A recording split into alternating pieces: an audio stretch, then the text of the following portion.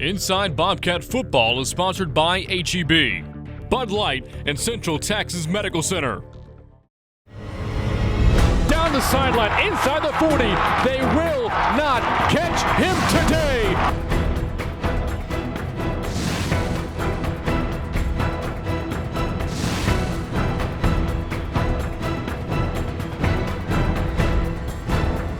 On this edition of Inside Bobcat Football, we're coming to you from the new fan shop here at the new Northside Complex. We'll take a look back at the highlights against Stephen F. Austin. We'll find out what it takes for the Bobcats to stay safe and to look good. Plus, we'll give you an inside look into the newest additions here at Bobcat Stadium, the Linda Gregg Field Strutter Gallery, and the fan shop here at Texas State. But first, here's Bill with Bobcat head coach Dennis Franchione. Great to see you, Coach Fran, here at Bobcat Stadium on Saturday evening. The Bobcats with a 41-37 win over old-time rival, the Stephen F. Austin Lumberjacks. A bunch of guys with personal records. A school record fell during the process. But before we talk about the game, the Bobcats had an unfamiliar bye week leading into Stephen F. Austin. What did the Bobcats work on in preparation for the Lumberjacks? Well, we tried to identify by unit, by position, and by individual things we could improve on in open week. And so we worked on a lot of things across the board with every player, every group, and every unit. Sean Rutherford has created a nice debate for us now. He was so good against the Houston Cougars on opening night. He comes out here on Saturday against the Lumberjacks, 21 of 26, 301 yards through the air, 3 touchdown passes, 48 yards on the ground, another score. Your quarterback was really good. Yeah, it was an excellent night for Sean. I was really proud of him, and it was a gritty performance. He took some good hits and still got up and played very well. And when you mention his passing numbers, you got to keep in mind he threw 2 or 3 away to avoid losses or when receivers were covered. So he was almost perfect throwing the football in a game like that. And of course, the 98-yarder for the longest touchdown pass in school history is a pretty special record for him, and that was quite a throw. In the first half, special teams, a big part of the story. Japhus Gaines on the night had 6 kickoff returns for 237 yards, flipped the field a number of times, and there in the first half, Will Johnson continues to show off his leg. A 52-yard field goal and a 48-yard field goal. I thought special teams really set the tone. You know, I did too, and we were really good in special teams last year against Stephen F., and this year was much the same. We recovered a fumble punt that set up a score for us. Japhus Gaines had a big night. Kickoff return team bounced back, and I thought really did a nice job of blocking, setting things up for him. Our kickoff team covered better than ever before. Zach Robinson had a couple nice punts on the evening to pin him down. So all in all, we gained a lot of hidden yardage in that area. And coming into the game, anybody who spent 5 minutes looking at SFA knew that they had a number of weapons offensively and some really solid guys on the defensive side of the ball. There in the first half, the defense did a nice job at one point holding SFA to a short field goal. And of course, field goals are better than touchdowns when you're on defense. Well, they've got a good offensive team. They move the ball every week against every team they've played. We did hold them to 5 3-and-outs. We got a big red zone interception by Daryl Morris. Craig Mager made a tremendous interception. So, you know, and then the fumble punt, we made them miss enough turns there, and that was one of those games. I said early in the game on the headset, this is a game you don't want to miss too many turns because there's going to be some points put up, and that lived to be true. Fortunately, we made them miss a few more than us. All right, Coach, let's take a look at the first half fireworks here at Bobcat Stadium, and then we'll be back a little bit later. Fresh off the bye week, the Bobcats are back on the field and ready to face an old rival, Stephen F. Austin, for the 87th time. The Bobcats have beaten the Jacks 5 straight years and got Saturday's game started off right as the opening kickoff is taken back 47 yards by Japhus Gaines, setting up 1st and 10 of the SFA 47. Special teams turn out to be a huge advantage for the Bobcats all game as Texas State takes an early 3-0 lead with a 48-yard field goal from Will Johnson. Following a 3-and-out by the Jacks, the Bobcats have the ball back, and on the first play of the drive, Rutherford delivers an option pitch to Isaiah Battle, who had a big game against SFA last year and would again this game as he picks up 47 yards, setting up Texas State inside the 10. And 2 plays later, Rutherford keeps on the option this time and walks in for an easy touchdown to put the Bobcats in front 10-0. On SFA's ensuing possession, a long drive stalls as Doug Gentry stuffed by Blake McCulloch on 3rd and 1, and SFA settles for a field goal. Now up 10-3, and after another big return from Japhus Gaines, the Bobcats' next possession opens with Rutherford firing a laser over the middle to Chase Harper for 16 yards to the SFA 39, and the drive would finish how it started as Harper reels in the catch one-handed for a touchdown to put Texas State up 17-3. Just tremendous concentration on the part of Chase Harper. Following a touchdown by SFA, the score is now 17-10, but Will Johnson extends the lead to 20-10 after drilling a 52-yard field goal. The Jacks looking to answer, but on 3rd and goal, Daryl Morris comes up with the interception to the corner of the end zone, the second pick of his career. The ensuing Bobcat drive ends with Zach Robinson's first punt of the day, but Mike Brooks can't get a handle on it. The live ball is eventually recovered by Justin Awuji as Texas State takes over inside the red zone. And it didn't take long for the Bobcats to make the Jacks pay for their mistake as Marcus Curry takes the handoff from Rutherford and plows into the end zone for his 3rd rushing touchdown of the season. That score put the Bobcats in front of the Jacks 27-10. Texas State would eventually go into the locker rooms in front of SFA by a score of 27-17 as we've hit halftime from Bobcat Stadium.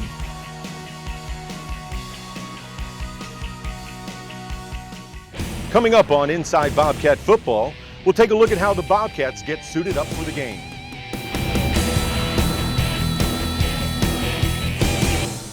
First half highlights are brought to you by HEB. Right now, inside every HEB, certified meat cutters are working for you. You may not see them, but you'll see their work. All that fresh, 100% pure beef with nothing added but skill and devotion. Others may have guys stocking meat trucked in from who knows where. Is that fresh? No sirree, Bob. This is what a real HEB meat cutter looks like at work and at play.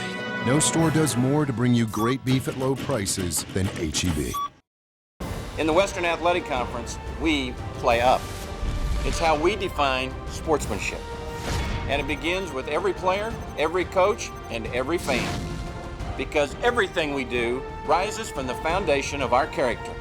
Playing up comes from honesty, dedication, and hard work.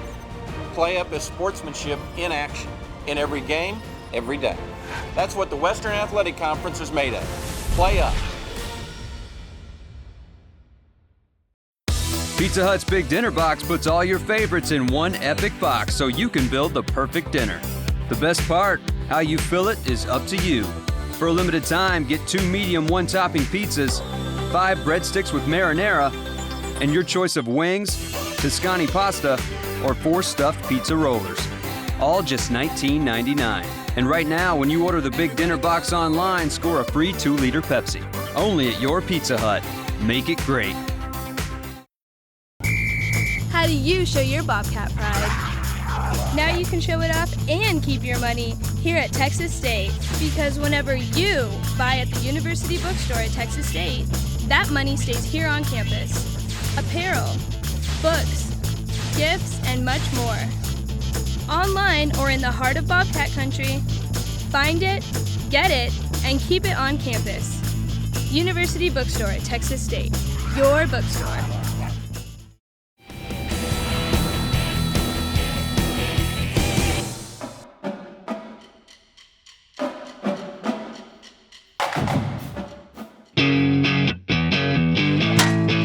It all starts on Sundays.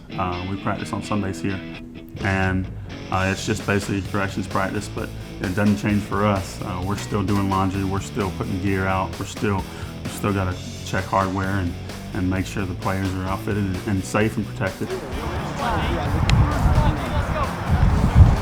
So come out of that, pull it against your face, against your cheek. I've got a great student staff that takes care of all cleanup after a game, and we check jerseys and for rips and check pants for rips and make sure all the players have turned in everything. Sometimes they can get a little absent-minded, and so we stay on top of all that kind of stuff and make sure we stay organized for the upcoming week. Tuesday obviously starts our week full pad, usually on Tuesdays. So that's a big week for us. It's a big day for us.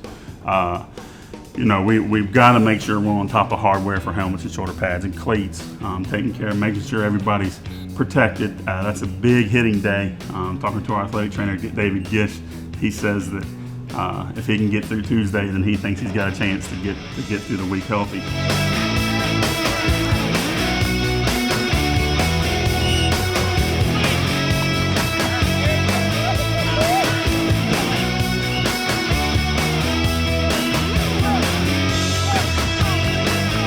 We have 3 100-pound washers that we probably run 8 to 10 loads through a night. That's just for practice laundry. So you're looking at 800 to 1,000 pounds of laundry a night, and that's every day.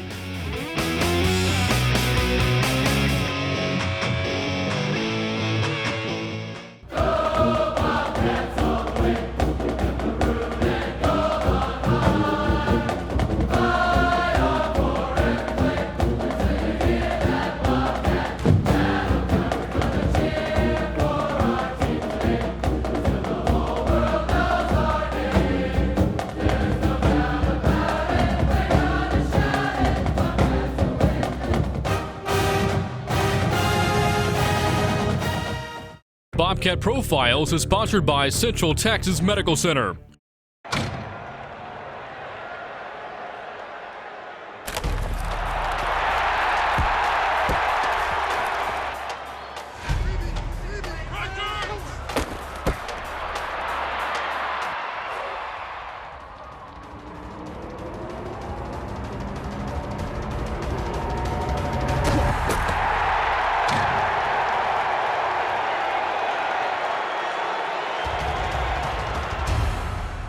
Not all ground beef is created equal, and the difference is this guy. The certified meat cutter you'll find at every H-E-B.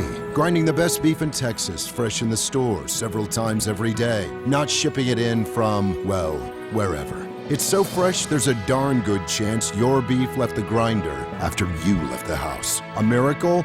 No. To these guys, it's just the daily grind. No store does more to bring you great ground beef at low prices than H-E-B.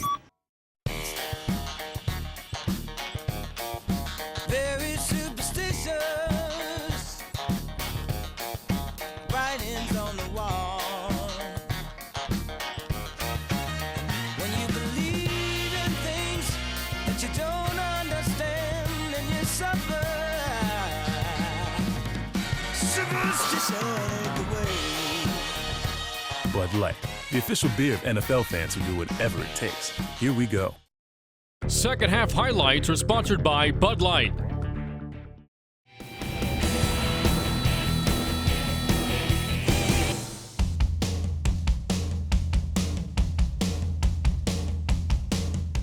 The second half opens with the Bobcats leading SFA 27-17. Texas State's first possession of the third quarter has them starting at their own 2-yard line. Rutherford from his own end zone launches a pass downfield right on the money to Isaiah Battle, who breaks free and no one's going to catch him. Battle scores on a 98-yard play, the longest pass play in the history of Bobcat football.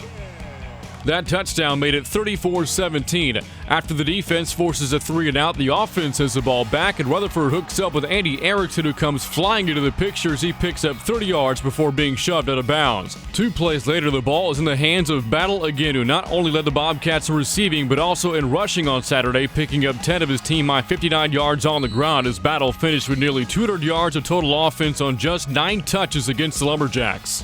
Later in the drive on 2nd and goal from the 9, Rutherford rolls one way and throws back the other, where Chase Harper awaits all alone for a second touchdown of the game, this one putting the Bobcats in front 41-17. Chase Harper finished today with 5 catches for 48 yards and the 2 scores. Still plenty of time left in the game, but after back-to-back SFA touchdown drives, the lead is back down to 10. But the Lumberjacks made the mistake of kicking off deep to Javis Gaines, who had over 230 yards in kickoff returns on Saturday, including 65 on this return to the SFA 35-yard line. Later in the fourth, and the Bobcats still leading 41-31, Brady Attaway tries to fire a pass over the middle, but Craig Mager comes up with a huge play. The interception is his second this season and the 3rd turnover of the night for the Bobcat defense. Up 41-37 with just 6 seconds left to play, the defense is asked to come up with one last stop. Instead of a Hail Mary, the Jacks go for the hook and ladder, but the pass is ruled incomplete as Texas State holds on. A wild finish from Bobcat Stadium sees the Cats beat the Jacks for a 6th straight year to improve to 2-1 of the season. Your final score from Bobcat Stadium: Texas State 41, SFA 37.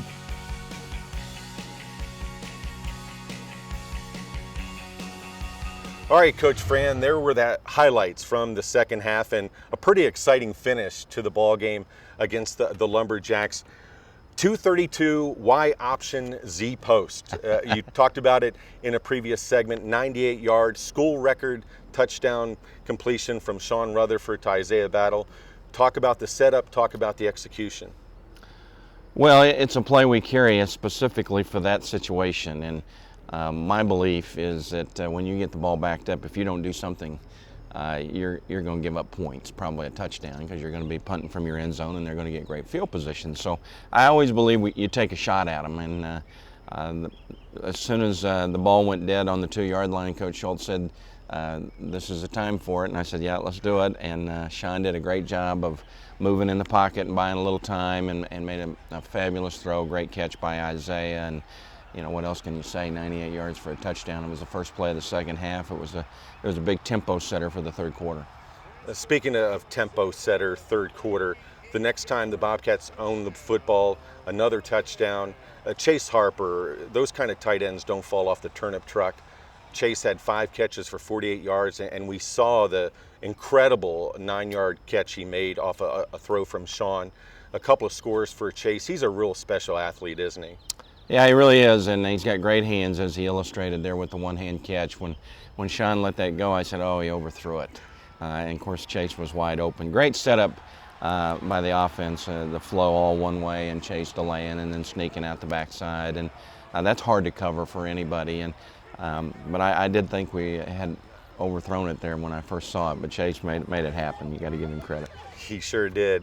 Now let's look at the defensive side of the ball. When you look at the murderer's row of pass offenses that the defense has gone up against so far this year, Houston, Texas Tech, and SFA as well can really put the ball up in the air. What are your thoughts on the Bobcat pass defense from Saturday night going forward? Well, we can get better, and we played very well in the Houston game.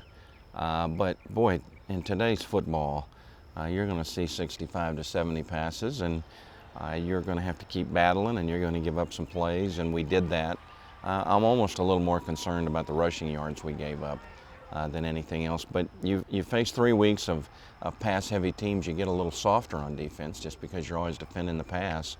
We're going to have to change gears here now because we're going to face different style of offenses. But you know, certainly we'd like to be the Houston game Bobcats more than the other two. But again, we face 3 really good teams that can throw the football.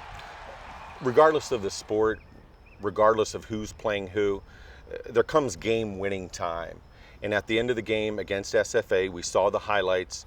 The defense stepped up and made the game-winning plays. Well, they made me into a prophet.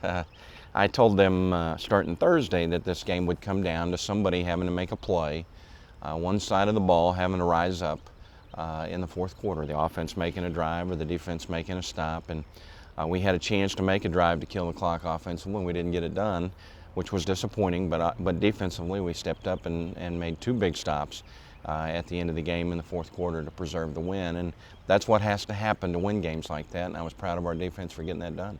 Daryl Morris, your senior cornerback, I think said it best, where he said there were things we need to learn from this game. Bottom line is we won the game.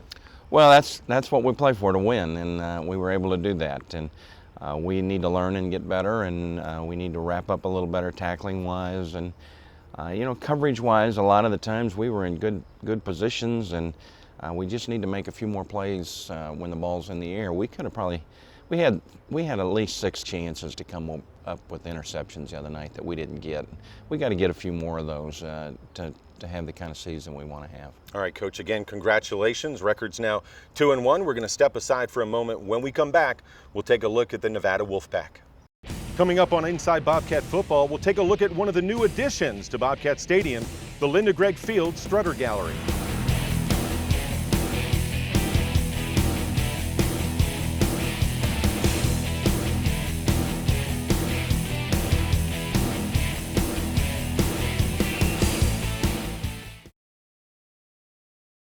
Hey Bobcat fans, like us on Facebook and follow us at TX8 Bobcats on Twitter.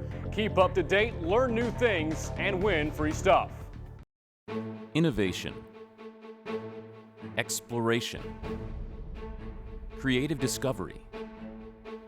These are the trademarks of Texas State University.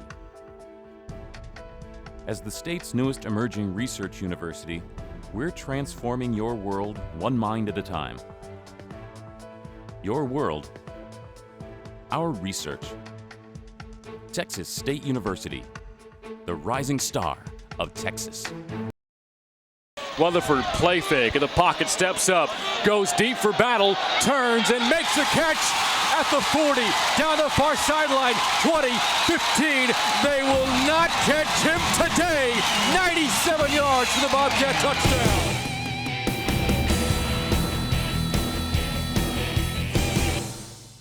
It's family day, and it'll be pink out here at Bobcat Stadium this upcoming Saturday, Coach, when the Nevada Wolfpack are in town. Television cameras are going to be here. A 1 p.m. kickoff against Nevada, and I'd just like to ask you, 3 straight night games, now you're playing one right after lunch. How does that change things for the team and the coaches on game day? You know, I think most college football players and coaches like to play afternoon games. Get up Saturday morning, have your pregame meal, go play. Instead of sitting around the hotel as long as we do on a Saturday. But with the temperatures in our state, sometimes it behooves you to play at night. So this will be good, and we're hoping for warm temperatures. We'd like for Reno to have to come play in our heat.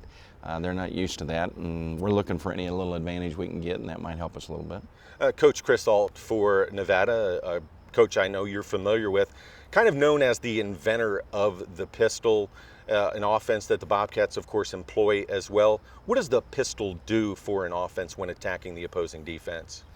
Well, it's a good downhill running game, and it hits quick and it hits fast, and Coach Alt has really done a magnificent job with it. He's already a Hall of Fame coach, and the offense speaks for itself because you look at the yards it's putting up, both passing and rushing the football, and they've had 13 straight games with a 100-yard rusher now, and their tailback is leading the nation in rushing, and their quarterback's rushing for over 100 yards, and their tailback had 7 touchdowns the other night. So it's another one of those high-scoring offenses, just a different style than we've seen the last 3 weeks. So we've got to change directions and get lower in our pads and play the run better now, and all the things that Reno does, or we'll have a tough time with this offense.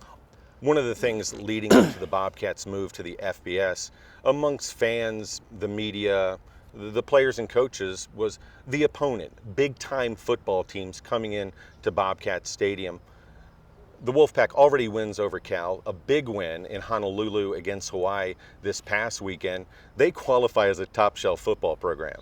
Well, I think they're a top 25 team. I haven't seen how the voting has come out this week, but they'll be in the top 25, I think, before the year's over, and they'll probably challenge for the Mountain West Conference. They were preseason pick number 2 and behind Boise State, and I think they deserve to be there, and I wouldn't be surprised one bit to see them win that conference. So we're facing a good team, and fans want to see good football and a team come into our stadium. They're going to see them Saturday.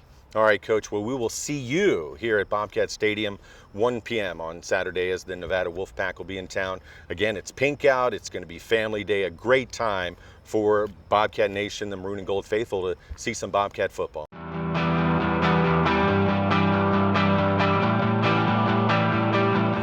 The new Northside Complex has brought the Bobcat game day experience to a whole new level for Bobcat fans, with new additions such as University Bookstore Fan Shop and this, the Linda Gregg Field's Strutter Gallery. I think one of the most interesting things about the addition that we've done so far is the public has been able to see, the construction from outside the stadium, and obviously the 13,500 seats that are inside the stadium. But underneath these seats, we've been able to add a ton of things that are going to benefit our department. We've actually got a bookstore going in, a university bookstore, that's going to be open every day of the week for our students to use. We've got a gallery dedicated to the Strutters, a Strutter Museum. That's a beautiful 2,600 square foot museum dedicated to those girls. The Linda Gregg Field Strutter Gallery offers the entire history of the Texas State Strutters, everything from uniforms to memorabilia. The Strutter Gallery is open Wednesdays, Thursdays, and Fridays from 10 to 3, plus on game days. The University Bookstore Fan Shop is open Monday through Friday from 8 to 5, and also on game days.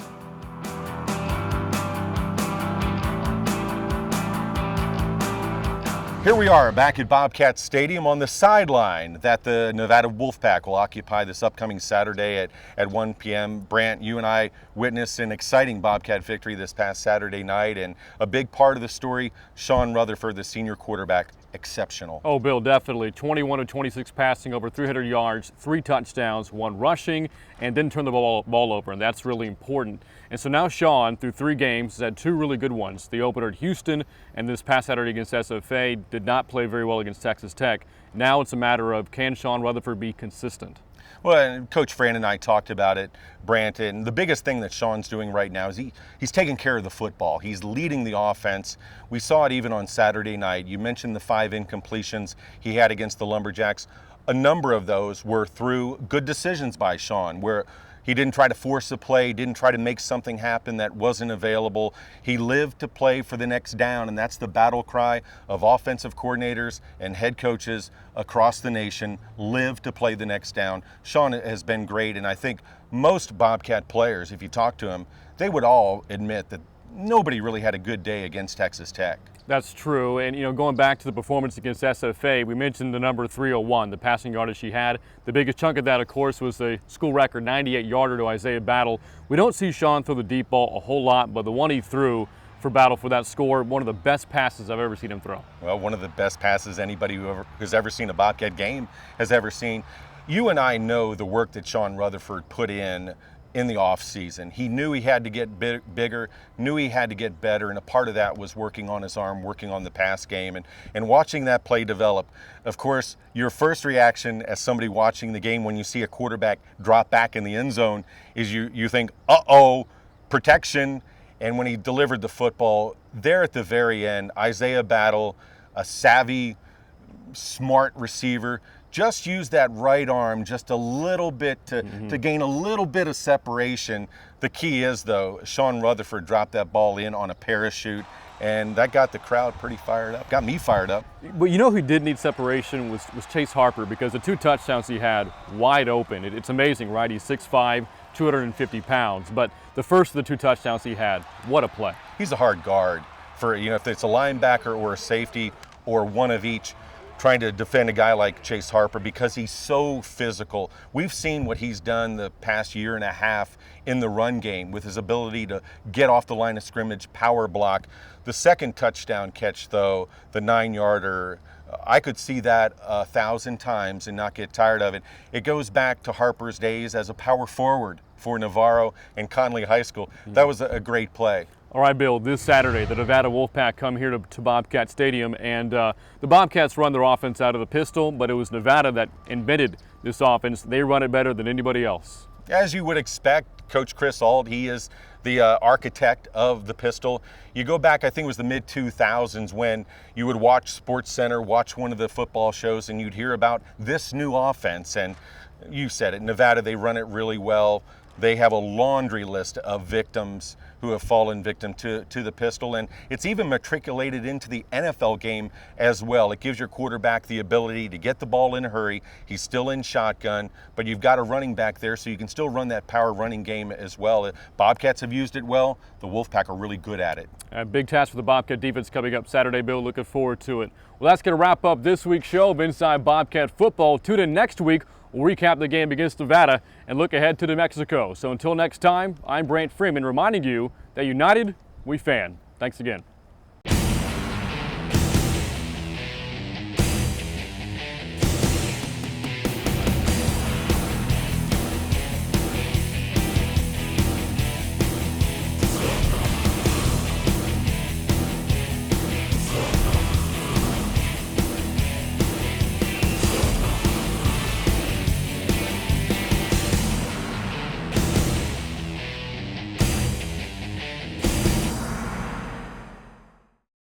Inside Bobcat Football is sponsored by H-E-B, Bud Light, and Central Texas Medical Center.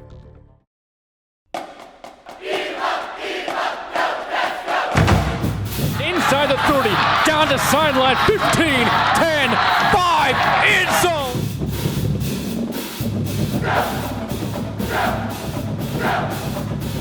Catch Inside Bobcat Football Tuesday on YNN Sports and Thursday on the Texas Channel. Sponsored by HEB, Bud Light, and Central Texas Medical Center. Inside the 40, they will not catch him today.